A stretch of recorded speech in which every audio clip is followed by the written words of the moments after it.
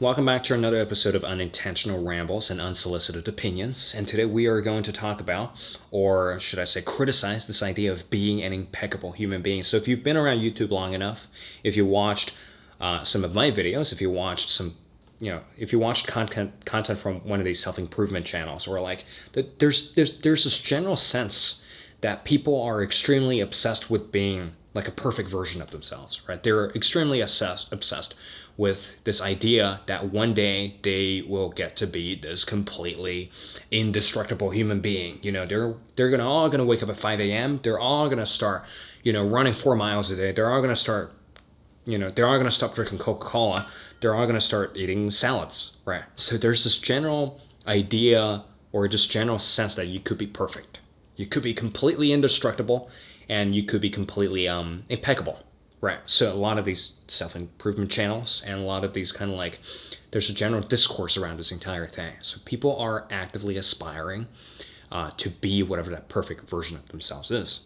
But then again, I thought about this the other day, and there's something in there that makes me rather uncomfortable. Right. There's something in there that made me rather like there's something iffy about it. So I wrote a Metropolitan Diary entry named 7 Things I've Noticed Recently. And one of those things that I've noticed recently was that people that are obsessed with positive psychology, they actually tend to be some of the biggest assholes I know. Right? So they tend to be some of the meanest people I know, because by being completely obsessed with, for example, quote, productivity, or quote, wellness, or things that has to do with, you becoming the most perfect version of yourself, you're in a sense segregating yourself from a lot of the things that are just happening right in front of your eyes. You're in a sense denying like a certain part of reality that you rather not touch. Right. For example, if you're like a fitness kind of person, you don't want to head into McDonald's ever. And you kind of like demonize these people who go to McDonald's without realizing that people go to McDonald's.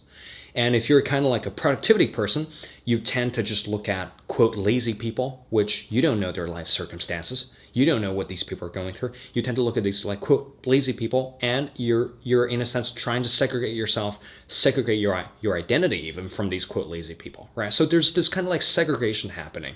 And if you want to brand yourself as a person that's a minimalist, you tend to demonize people who shop a lot. You tend to demonize, like, for example, shopping malls, without realizing that people still go to shopping malls, right? So there's this kind of like segregation that's really happening. There's this kind of like you trying to like put yourself in a little bubble, and you want to brand yourself as a better person, which I think is just, that's why people turn into assholes when they're really invested in positive psychology, when they're really invested in being a productivity guru.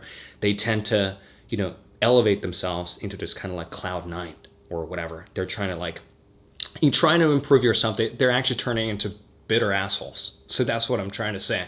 And also from a storytelling perspective, this is just my personal opinion on this topic, I think some of the most interesting stories actually come from some of these more ordinary circumstances, right? So I was in a point in my life when I was a few years ago, I was extremely into self-development. I was extremely into self-help and all that stuff. But then at some point, I just kind of realized you can't just turn a blind eye towards things that you potentially do not like. Right? They still exist in reality. Coca-Cola still exists. McDonald's, or people who go to McDonald's, they still exist. And shopping malls, they still exist. The urge to buy useless crap, that urge still exists. But then my perspective kind of shifted after a few years of like being the, quote, bitter asshole that I was. It shifted towards this. It shifted from demonization to curiosity. So at this point, being a 20-year-old that, I'm 20 and I really have no idea what I'm talking about here. I'm more interested in kind of like investigating what it's all about rather than just downright labeling them as bad, right?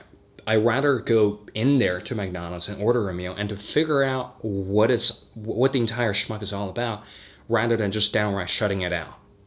Because that shutting it out is just, it's just denying a lot of good stories, right? From a storytelling point of view, I feel like a lot of these wellness articles, or a lot of these kind of like internet or whatever YouTube channels, or like these channels where they're preaching kind of like you need to be a stoic, you need to run all the time, you need to eat salad 24/7. These are some of the most boring websites to read. right? Because every article is the same. Every article is just like, here's how you improve your life, and it turns into this repetitive exercise of recycling the same narrative and over and over and over again, right? It's always like the same arc of like you're starting from a really bad place, and through whatever they're trying to sell you, through implementing whatever they're trying to sell you, you arrived at this place of quote superiority, right? So the narrative arc over here is just really the same thing. You could read 10 different wellness or like 10 different self-improvement blogs, and you would find the same narrative arc, which to me, as a person that's really interested in storytelling, that's just not very innovative, right? So I love finding stories in the everyday. I love finding stories in like the queue of a McDonald's. I love finding stories in my annoying neighbors. I love finding stories in, for example, through elevator conversations. And I love to pinpoint exactly what these things are without turning a blind eye, without denying the curiosity. I think a part of growing up is to realize that you are a flawed person, completely flawed, just completely flawed in so many aspects that no self-improvement trick is going to fix your entire life. No self-improvement or habit of advice. All these people, they seem perfect on camera. They seem like they're like the exemplars of self-development. They are actually some of the most chaotic people in real life. It is that denial of that you could be chaotic, that you are inconsistent, that's really hurting.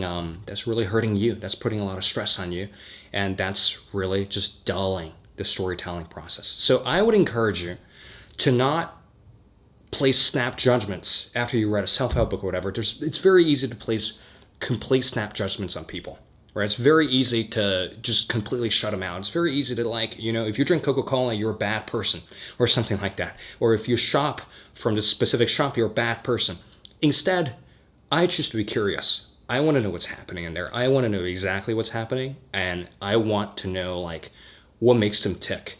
And through understanding it, can I really make my own informed decision, right? So it's this process of making up your own mind. So you're not blindly relying on some guru or relying on some self-help program or something just completely stupid. So bottom line, I don't want to be one of these self-development people, and I don't want to turn a blind eye to interesting stories that are in the everyday. Of course, there are problematic aspects, but I want to investigate into what they are. And that's, in a sense, what Metropolitan Diary is all about. That's, in a sense, what a lot of my essays are about. It's this investigation into what makes people tick, what makes the city click, what makes the metropolitan life click. So that's my first video, my first ranty episode, my first unsolicited opinion episode. See you guys next time.